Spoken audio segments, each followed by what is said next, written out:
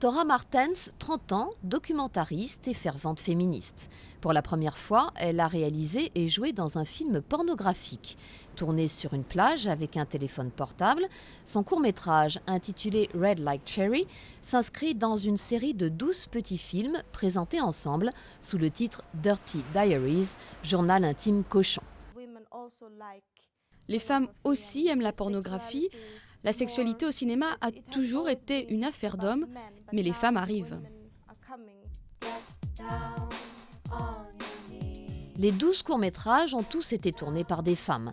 À l'origine de ce projet, Mia Engberg, réalisatrice reconnue en Suède. Son idée, raconter la sexualité féminine par les principales intéressées.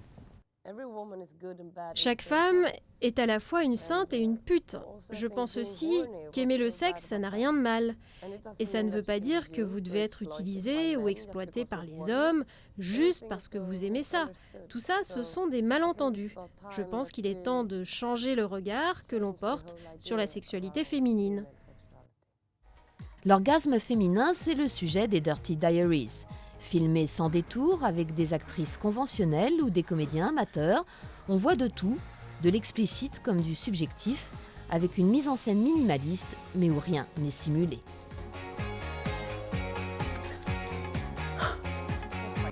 C'était complètement naturel, rien de spectaculaire.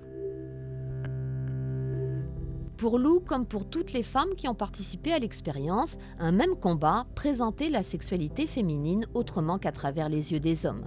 Au pays de la parité, l'idée a séduit les pouvoirs publics.